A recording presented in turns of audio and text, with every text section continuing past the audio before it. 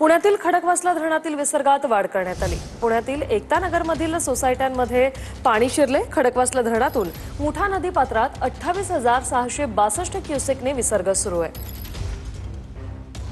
अजिंक्य धायगुडे आमचे प्रतिनिधी आपल्या सोबत थेट जोडलेले आहेत। अजिंक्य, काय सद्यस्थिती?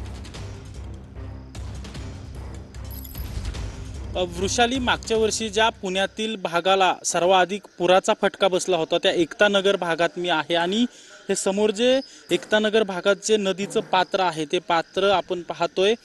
महापालिकेकडून या नदी पात्रातील पाणी जे आहे ते एकता नगर भागामध्ये शिरू नये यासाठी अशा प्रकारे मातीचा बांध घालण्यात आलेला आहे। आता जर आपण पाहिलं तर खडकवासला धरणातून मुठा नदी पात्रामध्ये 28,000पेक्षा अधिक वेगाने विसर्ग पाण्याचा सुरू आहे आणि नदी पात्र जे आहे ते ओसंडून वाहत असल्याचं आपल्याला पाहायला मिळते। मात्र यापेक्षा जर विसर्ग वाढवला तर एकता नगर भागामध्ये या नदी पात्रातील पाणी शिरू शकतं अशी एक भीती व्यक्त केली जाते। खरं तर आता देखील एका इमारतीमध्ये या नदी पात्रातील पाणी शिरल्याचं चित्र आपण पाहतो। हे पार्किंग आहे, या नदी पात्रा शेजारील ही एक इमारत आहे आणि या इमारतीचं हे जे पार्किंग आहे या पार्किंगमध्ये सध्या 1 ते 1.5 फूट पाणी भरल्याचं चित्र या ठिकाणी पाहायला मिळते। तर आज देखील पुण्यातील घाटमाता आणि जो धरण परिसर आहे त्या ठिकाणी मुसळधार ते अतिमुसळधार पाऊस होण्याची शक्यता हवामान विभागाकडून वर्तवलेली आहे। त्यामुळे जो आता विसर्ग सुरू आहे त्यामध्ये जर वाढ झाली तर या भागात आणखी पाणी शिरण्याची भीती व्यक्त केली जाते। मात्र महापालिकेकडून, पोलीस प्रशासनाकडून आणि आपत्ती व्यवस्थापनाकडून या ठिकाणी मोठ्या प्रमाणात कर्मचारी आणि अधिकारी तैनात करण्यात आलेले आहेत। कुठलाही अनुचित प्रकार घडू नये यासाठी प्रशासनाकडून काळजी घेतली जाते।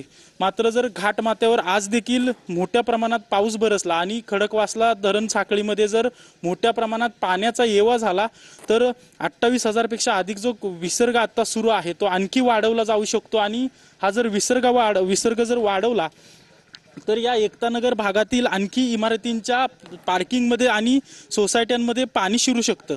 आता हे चित्र आपण पाहतोय की 1 ते 2 फूट पाणी या इमारतीच्या पार्किंगमध्ये शिरलेलं आहे। मात्र हे पाणी शिरायला सुरुवात झाल्यानंतर या ठिकाणचे जे नागरिक आहेत आणि महापालिका प्रशासनाचे जे कर्मचारी आहेत त्यांनी या पार्किंगमध्ये असलेली वाहनं असतील किंवा इतर ज्या वस्तू असतील त्या या ठिकाणी बाहेर काढलेल्या आहेत। आज देखील पुणे शहरातील जे नदी काठचे जे नागरिक आहेत यांना देखील सतर्कतेचा इशारा देण्यात आलेला आहे।